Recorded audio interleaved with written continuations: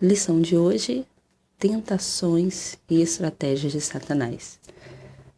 Estamos na lição 2. Vamos falar com Deus antes de começar o nosso estudo. Bom Deus que está nos céus, muito obrigado, Senhor, por mais um dia de vida. Te pedimos, Pai, que o Senhor possa abençoar esse estudo, que como seus filhos, Senhor, possamos aprender a cada dia. Dá-nos a tua paz, Senhor, abençoa as pessoas que estão ouvindo, em nome de Jesus, amém.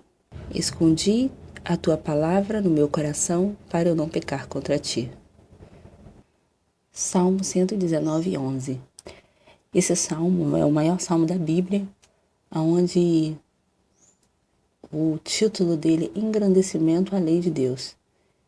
E este salmo tão grande engrandece a lei do nosso Senhor, do nosso Deus. Então, meus irmãos, temos uma fórmula para não pecar contra o nosso Deus. Esconder a palavra dele no nosso coração. Esse foi o segredo de todos os profetas, de todos os apóstolos, de todos os seguidores fiéis de Cristo. Não há como você se manter firme, fiel, sem ter a palavra do Senhor no seu coração. Porque quando lhe sobrevém a tentação, o mais importante é lembrarmos que a nossa recompensa será na glória. E aí a gente consegue vencer nossas tentações. Nosso Senhor, antes de voltar para o céu, em João 17, verso 10 em diante, está relatado ali a oração que ele começa a fazer por ele, agradecendo ao Pai por sua obra, e também ele começa a pedir por nós. Veja que essa oração que foi feita por nós, como ela é bonita e importante para a nossa vida. Então eu queria que a gente meditasse nela. A partir do verso 10, ele diz assim: e todas as minhas coisas são tuas, e as tuas coisas são minhas, e nelas sou glorificado. E eu já não estou mais no mundo, mas eles estão no mundo, e eu vou para ti. Pai Santo, guarda em teu nome aqueles que me deste, para que sejam um, assim como nós. Estando eu com eles, no mundo, guardava-os em teu nome. Tenho guardado aqueles que tu me deste, e nenhum deles se perdeu, senão o filho da perdição, para que a Escritura se cumprisse. Mas agora vou para ti, e digo isso no mundo, para que tenham a minha alegria completa em si mesmo. Dei-lhes a tua palavra, e o mundo os odiou, porque não são do mundo, assim como eu não sou do mundo. Não peço que os tire do mundo, mas que os livre do mal. Que bonita oração, né? Verso 16. Não são do mundo como eu também não sou. Santifica-os na tua verdade, a tua palavra é a verdade. Assim como tu me enviastes ao mundo, também eu os enviei ao mundo, e por eles me santifico a mim mesmo, para que também eles sejam santificados na verdade. E não rogo somente por esses, mas também por aqueles que pela tua palavra hão de crer em mim, para que todos sejam um, como tu, ó Pai, o és em mim, e eu em ti, que também eles sejam um em nós, para que o mundo creia que tu me enviaste. E eu dei-lhes a glória que a mim me deste, para que sejam um como nós somos um, e neles, e tu em mim, para que eles sejam perfeitos em unidade, e para que o mundo conheça que tu enviastes a mim, e que os tem amado, e eles como me têm amado a mim. Pai, aquele que me deste, quero que onde eu estiver, também eles estejam comigo, para que vejam a minha glória, que me deste, porque tu amastes antes da fundação do mundo. Tu me amastes antes da fundação do mundo. Pai justo, o mundo não te conheceu, mas eu te conheci, e estes conheceram que tu me enviastes.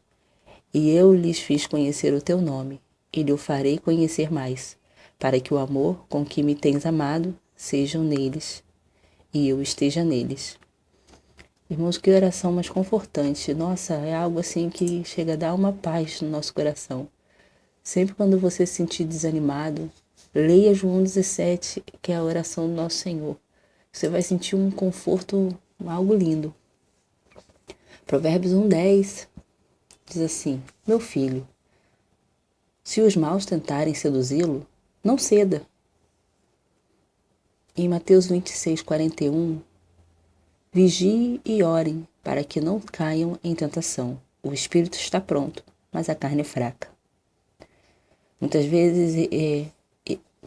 vezes não vigiamos, ou só oramos, ou só vigiamos e não oramos. E aí achamos que estamos prontos. Quando caímos, já vimos que já caímos longe demais, fomos longe demais. Então não podemos nem cair em tentação. Porque a tentação para mim não é a mesma para você. Porque o inimigo vem sobre a nossa fraqueza. Porque não adianta ele me tentar numa coisa que não há minha fraqueza na minha carne. Ele não vai me tentar com novela porque sabe que eu não sinto um pingo de vontade de ver isso. Então ele não vai me tentar com isso. Para mim isso não vai me seduzir. Então ele vem com o que vai seduzir você. E aí, um pai amado que sabe que se nós seduzirmos só vai causar tristeza na nossa vida, ele diz, não ceda. Assim como numa família. O pai sabe que o filho está andando num caminho que vai dar caminho, que o caminho é ruim. E ele já logo fala, filho, não vai. Filho, não faça. Ou seja, não ceda para que não sofra. Não sobreveio a vocês tentação que não fosse comum aos homens. E Deus é fiel. Ele não permitirá que vocês sejam tentados além do que podem suportar. Mas quando forem tentados, Ele mesmo providenciará um escape para que os possam suportar. 1 Coríntios 10:13. Então, meus queridos, Deus não permitirá que você seja tentado além de suas forças. Se você hoje talvez está caindo no mesmo pecado, não é porque Ele é mais forte do que você, mas é você que está fraco. Você que precisa buscar mais. Porque nunca veio tentação nenhuma que você não pudesse suportar. Ele não vai tentar você além das suas forças. Então pense, você está caindo no mesmo pecado, o que está acontecendo? Está faltando você ter firmeza. Não, eu não vou ceder. Tem que ser firme na sua vocação, no seu chamado. Se você quer servir a Deus, vamos servir a Deus. Se for servir a Baal, sirva a Baal. Essas foram as palavras de Elias. E o terceiro Elias desse tempo, a mensagem é a mesma. Hebreus 2:18 nos vem falando o seguinte: porque tendo em vista o que ele mesmo sofreu quando tentado, ele é capaz de socorrer aqueles que também estão sendo tentados. Feliz é o homem que persevera na provação, porque depois de aprovado receberá a coroa da vida, que Deus prometeu aos que o amam. Quando alguém for tentado, jamais deverá dizer, estou sendo tentado por Deus. Pois Deus não pode ser tentado pelo mal e a ninguém tenta. Cada um, porém, é tentado pelo próprio mau desejo, sendo por este arrastado e seduzido. Tiago 1:12-14. Cada um é tentado pelo que é seduzido. E o inimigo das nossas almas sabe exatamente o que te seduz. Lembre-se sempre, ele não vai, se você não sente desejo, tentação por uma cachaça, por uma cerveja, não gosta nem do cheiro, não há porquê ele ficar te tentando com isso. Ele sabe que você não vai cair nisso, porque isso nem te atrai. Ele vai procurar as mínimas coisas, o que atrai a sua mente, para fazer você pecar. E assim, só vai trazendo mais e mais tentações. Pois não temos um sumo sacerdote que não possa compadecer-se de nossas fraquezas. Quem é nosso sumo sacerdote? Nosso Salvador, né? Mas sim alguém que, como nós, olha só, como nós passou por todo tipo de tentação, porém sem pecado. Cristo condenou o pecado na sua carne. Porque o inimigo um dia disse que era impossível vencer o pecado na carne humana. Quando o nosso Salvador vem, ele vem para provar que o inimigo estava errado. Que tem como sim vencer o pecado nessa carne aqui. Só de buscar a ajuda dele, que ele ia conseguir, porque ele veio aqui para mostrar que ele é nosso exemplo. Então, quando a gente tem um pai, um irmão, alguém que pode ser o nosso exemplo, isso nos ajuda, nos fortalece mais, porque fala assim, não, ele venceu. E como a gente viu na lição 1, Cristo não veio aqui como um Deus menor provar que dava para vencer. Ele não veio mostrar o que um Deus podia fazer. Ele não veio fazer isso. Ele veio mostrar que o ser humano tem como vencer na sua carne, buscando a força do Pai. E ele veio, buscou a força do Pai, vivia sempre em constante oração, vigilância. E aí a comunhão que ele tinha com o Pai era muito grande. A gente sabe também que ele tinha sua missão, que ele sabia de sua missão. Havia nele essa divindade de saber sua missão, de ver que ele não veio nesse mundo para pecar. Não tem lógica, né? Então ele não era seduzido pelo pecado. Ele veio nesse mundo para poder mostrar que as obras do diabo, elas são vencidas pelas obras de Deus. E é nessa carne aqui. E é verdade mesmo, porque muitas tentações eu consegui lutar, vencer como eu sou mesmo, na minha fraqueza, na minha condição de pecador, de carne fraca. E muitas delas eu consegui vencer. E hoje em dia elas nem são mais tentação para mim. Então, quer dizer, prova que dá para vencer o pecado, sim. E você deve se lembrar aí de muitos pecados que você venceu com a ajuda de Cristo e que hoje não é nem tentação mais para você. Parece que aquele pecado nunca nem existiu para você. Então, vencer nesta carne foi importante, porque Cristo um dia veio destruir as obras do inimigo que estava sobre nós. E às vezes pensávamos que não tem como vencer, que nós somos fracos, mas aí quando a gente lê na Bíblia, a gente vê que Cristo ele veio na nossa carne para poder ser nosso exemplo. Porque lá no céu o inimigo começou com uma história, dizendo que a lei de Deus era injusta. E hoje em dia, muitas denominações, muitas pessoas mesmo, sem denominação nenhuma, diz que não pode guardar a lei de Deus, porque isso é pesado, que não tem como. Sendo que a Bíblia já até diz que nem é pesada a lei de Deus, que ela é santa, justa e boa. Mas diz que é impossível guardar a lei de Deus. E sendo que esse pensamento é do diabo, porque quando ele era Lúcifer, ele já disse que a lei de Deus era injusta. E aí, quando a gente vai pesquisar em Êxodo 20, enquanto ali a lei de Deus, você olha ali e você diz assim, mas será que um ser humano não consegue ficar um dia sem pecar? Sem cometer o adultério? Por pensamento ou por atos? Não consegue nem um dia ficar sem roubar? Porque o mandamento é isso, né? Não furtarás, não desonrar pai e mãe. Todo dia, toda hora você comete esse pecado. Pecado é ato. Então, você está o tempo todo cometendo isso? Então, irmãos, pecado é ato. Enquanto você não tá cometendo o pecado, ele não se torna pecado ainda. Ele se torna uma tentação. Entendeu? Tipo, agora eu não tô cometendo pecado. Eu não tô pensando em nada. Eu estou pensando no texto bíblico. E não estou sendo tentada de maneira nenhuma. E muitas vezes a gente pensa que até por ser tentado já é pecado. Não, tentação não é pecado. Hebreus 4, verso 15. Então, quando nós cairmos na tentação, aí sim gera o pecado. Porque aí cometemos a desobediência. Então, vimos muitos textos bíblicos, né? Poderíamos citar todos que a Bíblia nos apresenta, porque são muitos textos importantes. Por isso que é importante a gente estar sempre lendo a palavra de Deus como nossa base, como nossa regra de fé, como algo que a gente tem que andar nela e amar a palavra de Deus para poder conhecer, porque só com essa palavra de Deus no nosso coração é o único escape para não pecar. E mensagem aos jovens, na página 50,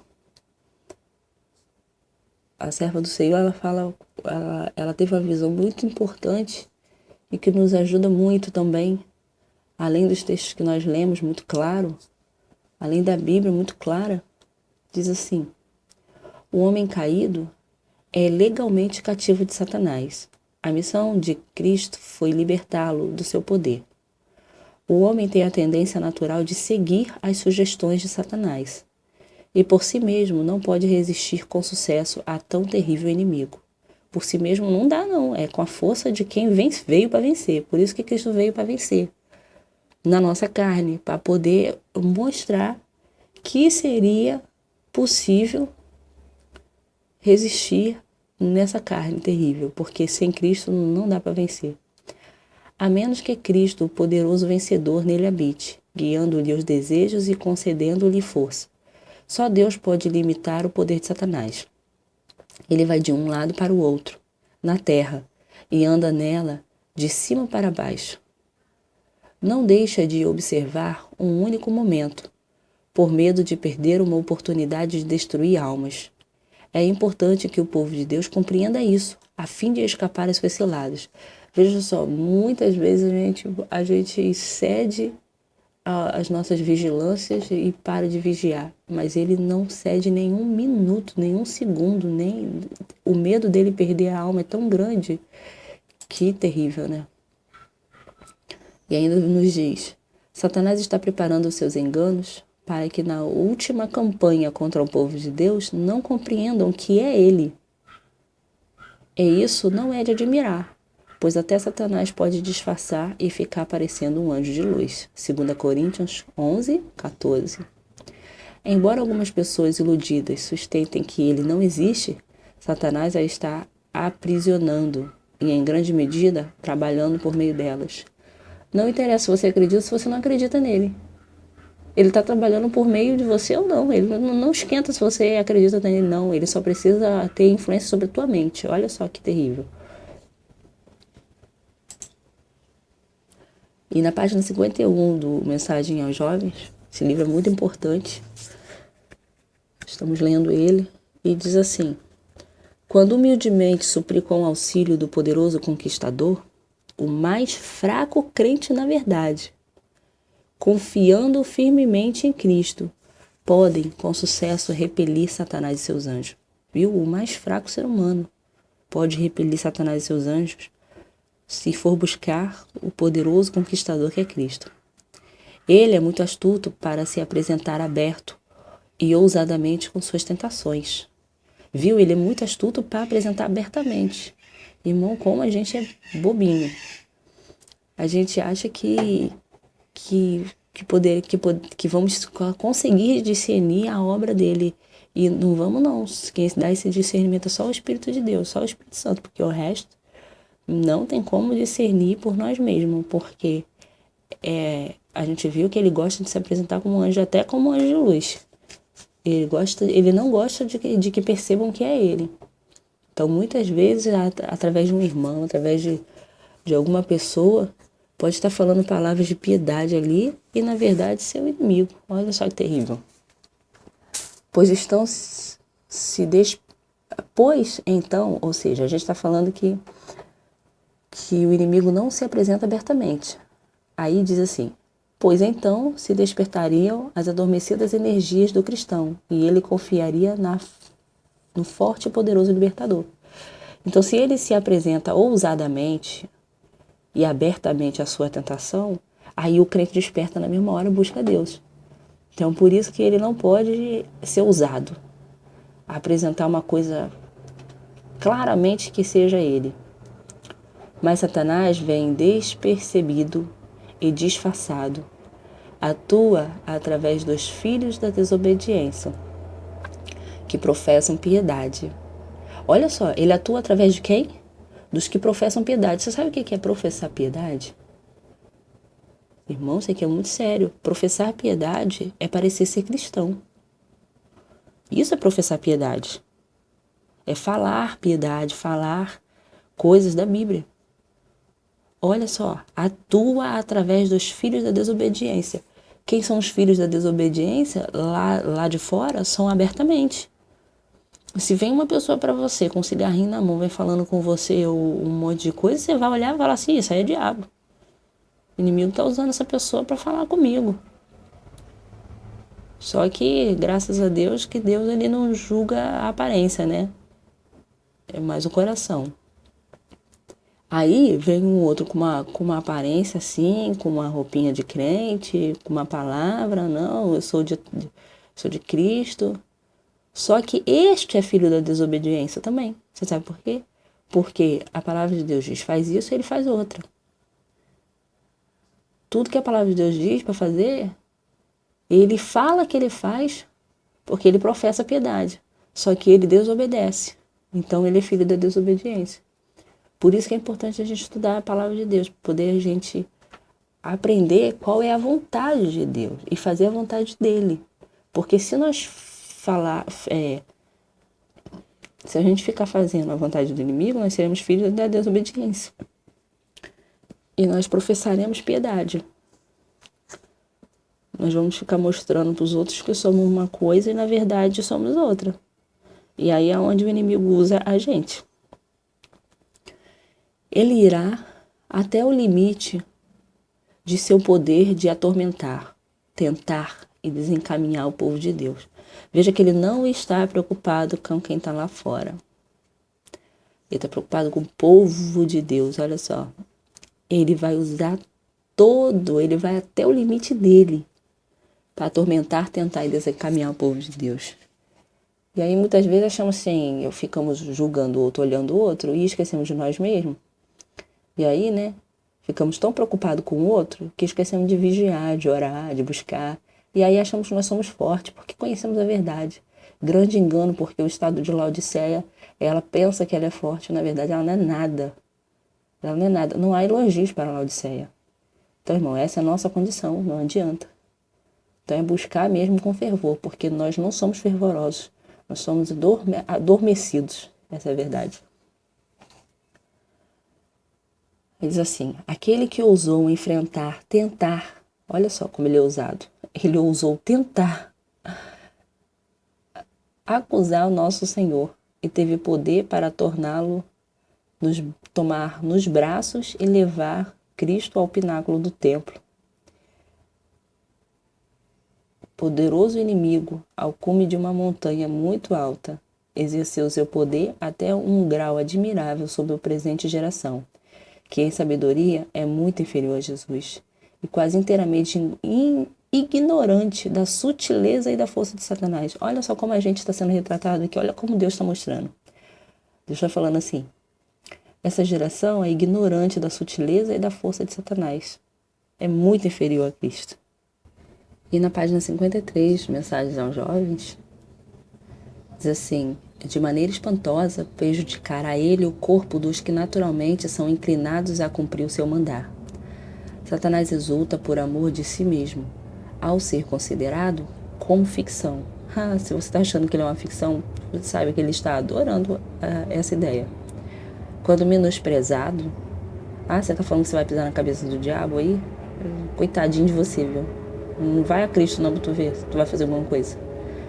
Quando menosprezado e apresentado por alguma ilustração fantasiosa, ou como algum animal, isso lhe agrada bastante. Consideram-no tão inferior que as mentes se acham inteiramente desprevenidas de seus planos sabiamente ideados. E ele quase sempre é bem-sucedido. Se seu poder e sutileza forem compreendidos, as mentes estariam mais preparadas para resistir-lhe com êxito. Viu por que queremos estudar? Por que estamos fazendo esse estudo? Para ver se a nossa mente desperta, que nós temos um poderoso inimigo, que é muito sábio, que era o líder de todos os anjos, não é pouca coisa. E que nós, quem somos? Sem Cristo, sem buscar a comunhão, a força. Gente, comunhão é uma coisa muito séria, muito forte. É ficar com Cristo o tempo inteiro. Então, eu percebo que os cristãos colocam Satanás muito inferior mesmo, como se ele não fosse um ser tão inteligente, e ele gosta que as pessoas tenham esse pensamento, porque aí a mente ela fica desprevenida. Isso é verdade, fica mesmo. A batalha em favor de cada pessoa. Vi anjos maus lutando pelas pessoas e anjos de Deus que lhes resistiam. O conflito era árduo. Olha, se pudesse abrir os nossos olhos para a gente ver o que acontece ao nosso lado, nossa, como seríamos mais prudentes. Anjos maus ajuntavam-se em redor delas, contaminando a atmosfera com sua envenenadora influência e entorpecendo-lhe os sentidos. Muitas vezes ele entorpece nossos sentidos através de músicas que são muito repetitivos. Aqueles sons repetitivos, eles causam mornidão na mente, no lóbulo frontal, e causam uma hipnose. Então, a gente não pode ficar muito tempo, não estou falando de pouco tempo, estou falando de muito tempo exposto a esses tipos de sons, porque ele causa hipnose na nossa mente, nos nossos sentidos e entorpece. E aí a gente não consegue saber o que é a influência do mal, o que não é, não consegue discernir a palavra de Deus. Ouve esse estudo, o estudo não entra na nossa mente. E através da má alimentação, muita coisa mesmo, deveríamos estudar como fazer com a nossa mente ficar mais clara, para poder a nossa mente não ficar adormecida. Então tem muitos meios da gente manter nossa mente clara, através da nossa alimentação, através do que vemos, o que ouvimos, através dos 5 sentidos, né? Eu sugiro para vocês que vocês assistam no YouTube os 5 sentidos de Daniel Spence. Vocês digitem isso aí no YouTube que vocês vão encontrar essas palestras. Estudam, entendam, para poder vocês manterem a mente de vocês mais aberta. E aí vai poder ouvir mais a voz de Deus, porque o Espírito Santo, quando fala na nossa mente, a gente não consegue ouvir porque a nossa mente está entorpecida de coisas que a gente come, de coisas que a gente ouve, que a gente vê, que a gente fala, um monte de coisa. Então estudem Daniel Spence, os 5 sentidos. Continuando o texto aqui, diz assim, esse texto inspirado do servo do Senhor. Vimos aqui a luta que há do nosso lado. Santos anjos vigiavam ansiosamente essas pessoas e estavam à espera para afastar o exército de Satanás.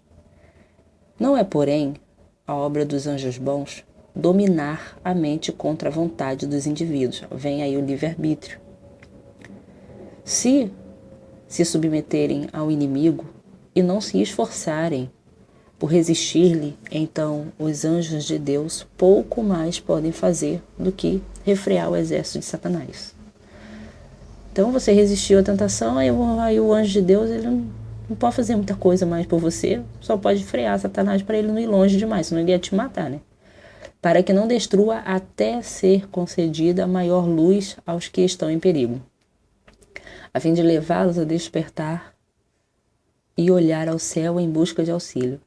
Jesus não enviará os santos anjos para livrar os que não fazem esforço para ajudarem a si mesmos. Se Satanás vir que está em perigo de perder uma pessoa, se empenhará o máximo possível em conservá-la. E quando ela é despertada para o perigo, e com angústia e fervor buscar de Jesus a força, Satanás teme perder um cativo, e pede um reforço de seus anjos para cercar a pobre alma e formar em redor dela uma muralha de trevas, a fim de não poder alcançar a luz do céu. Ele ainda pede reforço, misericórdia. Mas se o que está em perigo persevera e em sua impotência e fraqueza se lança sobre os méritos do sangue de Cristo, Jesus ouve a fervorosa oração. Jesus ouve a fervorosa oração da fé e manda para livrá-lo de um reforço dos anjos magníficos em poder. Satanás não pode suportar que se apele para o seu poderoso rival, pois ele teme e treme diante de sua força e majestade. Ao som de fervorosa oração, todo o exército de Satanás treme. E quando anjos poderosos revestidos da armadura do céu vêm em auxílio da debilitada e perseguida alma, Satanás e seus anjos retiram-se pois bem sabe que está perdida a sua batalha. É a obra de Satanás destronar Deus do coração e moldar a natureza humana à sua própria imagem de deformidade. Estimula todas as más propensões, despertando paixões, ambições profanas, e declara: dar-lhe-ei todo este poder, estas honras e riquezas e prazeres pecaminosos. Suas condições, porém, são que a integridade seja submetida e embotada à consciência. Degrada assim as faculdades humanas e leva em cativo ao pecado. Deus pede aos homens que se oponham aos poderes do mal. Diz ele: não deixem que os pecados dominem o corpo mortal de vocês e façam com que vocês obedeçam aos desejos pecaminosos da natureza humana. E também não entreguem nenhuma parte do corpo de vocês ao pecado. Como pessoas que foram trazidas da morte para a vida, entregue-se completamente a Deus para que Ele use vocês a fim de fazerem o que é direito. Romanos 6, 12, 13. Tentações que assediariam o homem. Ali ele encontrou, sem ajuda, o astuto e sutil adversário e o venceu. A primeira grande tentação envolvia o apetite, a segunda, a presunção, a terceira, o amor ao mundo. Veja só que a tentação de Jesus está dividida em 3 partes, porque o que ele consegue vencer o homem é primeiro no apetite, depois na presunção e depois no amor ao mundo. Muitas vezes a gente vê isso na nossa vida mesmo. Primeiro sempre vem o apetite, porque aí ele consegue dominar a mente mais fácil. E a presunção, às vezes achamos que somos muito fortes ou que conhecemos demais. Não, eu tô firme. E aí pronto. Aí começa o amor ao mundo dominando e vem dominando. Satanás tem vencido milhões por tentá-los a condescender com o apetite, através da gratificação do paladar. A gente come o que é gostoso ao nosso paladar. Aí o sistema nervoso torna-se excitado e as faculdades do cérebro debilitadas, fazendo com que seja impossível pensar calma e racionalmente. A mente fica desequilibrada. Suas mais altas e nobres faculdades são pervertidas para servirem às propensões animais. E os interesses sagrados e eternos não são considerados. Quando esse objetivo é alcançado, Satanás pode vir com suas 2 outras tentações principais e encontrar pronto acesso. Suas múltiplas tentações provêm desses 3 grandes pontos. Olha, está muito, muito claro aqui. Por isso que a Bíblia apresentou a tentação de Jesus. Porque primeiro vem o apetite. E muitos vão ceder à marca da besta por causa do apetite. Hoje nós estamos cedendo aos nossos princípios, estamos cedendo poucas coisas por amor ao paladar e no Espírito de Profecia, Ciência do Bom Viver, e também no livro Conselho sobre o Regime Alimentar, que fala sobre alimentação, sobre o que comer e o que não comer. Ali fala que o doce ainda chega a ser mais maléfico do que a própria carne, porque turpa a nossa mente e o doce muitas vezes vira até álcool na nossa mente. Então, meus queridos, não come doce antes de estudar a Bíblia ou qualquer coisa não, porque senão você não vai conseguir ter a mente clara para ouvir e discernir o Espírito Santo falando com você. A presunção é uma tentação comum, e ao tentar os homens obtêm a vitória 9 vezes entre 10. Olha, de 10 pessoas, 9 caem na presunção.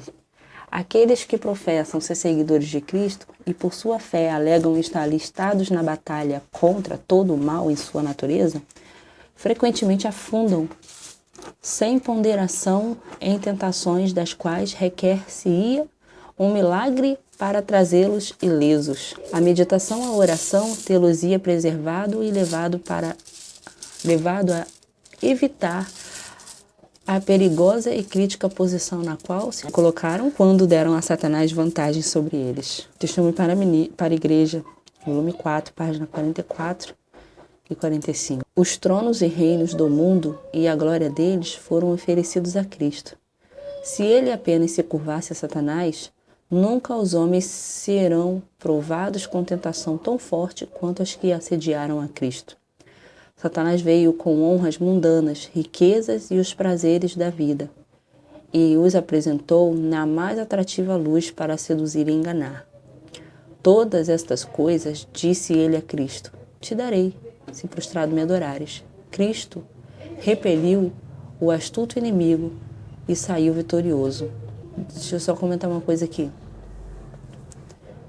Muitas vezes eu vejo muitas pessoas falando assim: não, eu visto isso porque isso não é ponto de salvação. Eu faço isso porque isso não é ponto de salvação. E aí, quando a gente vai na palavra de Deus e mostra que não pode usar isso ou não pode fazer aquilo, a pessoa fala assim: me responde se é ponto de salvação. Gente, que pergunta ridícula. Tudo que é desobediência é ponto de salvação, porque os filhos da desobediência não vão para o céu.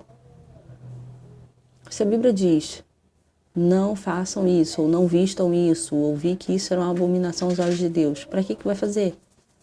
Então, se vai fazer, é porque é desobediência. Se eu falo uma coisa com a minha filha e ela faz, não tem outro nome para isso. É desobediência. Então, tudo que é desobediência é ponto de salvação. Ou o céu é lugar de desobediente.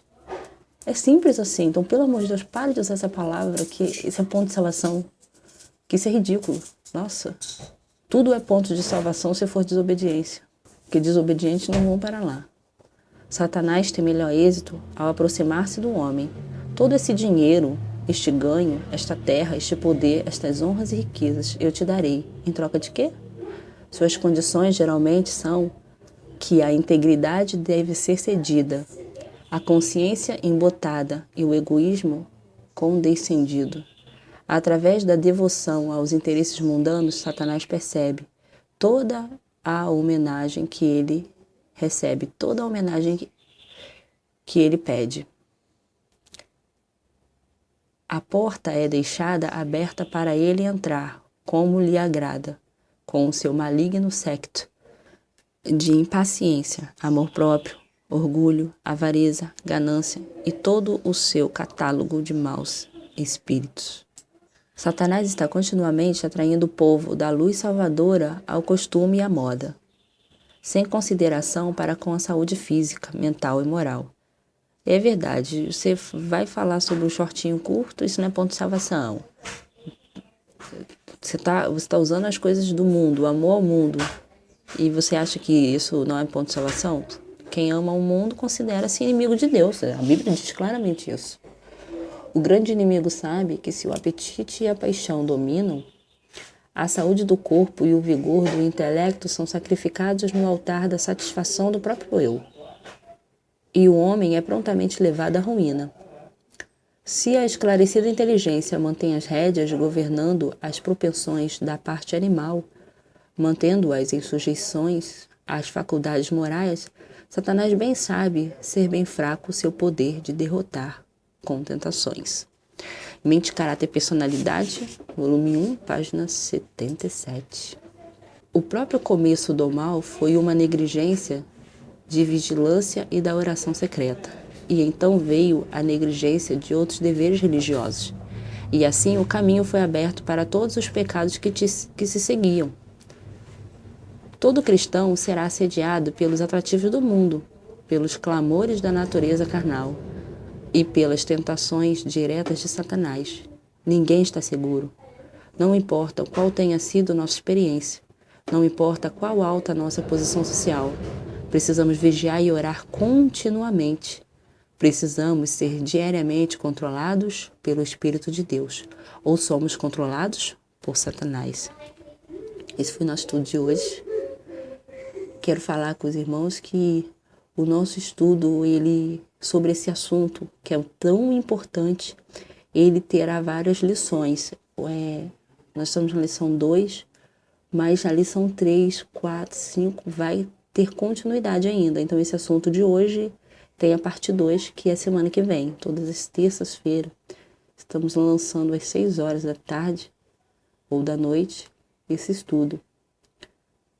Vamos orar e pedir a Deus para nos dar força para que possamos resistir ao mal. Querido eterno Deus, muito obrigado pela tua palavra, que tem nos mostrado, Senhor, que por nós mesmos não temos forças e não conseguiríamos vencer ao mal de forma nenhuma. Nos dê a força de Cristo para resistir, que possamos, Senhor, ter controle do nosso apetite, para poder, Senhor, ter uma mente mais clara, para discernir a tua voz, para discernir o que é pecado. Nos dê esse discernimento e nos ajuda, Senhor, para que possamos resistir ao mal em nossa vida. Que possamos, Senhor, ouvir mais a tua voz. Nos ajuda a não ceder às coisas do mundo, porque tudo que vem do mundo, sua concupiscência, tudo, Senhor, é desobediência e rebelião contra ti. Nós estamos falando de todas as coisas, o que vestimos, o que falamos, o que usamos, essas coisas que mostram, faz as pessoas ver que somos iguais ao mundo, parece que estamos andando num caminho largo.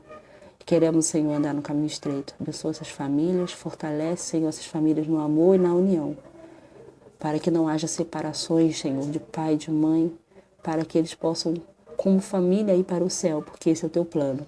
Te pedimos isso em nome do teu Filho amado, nosso Salvador. Amém.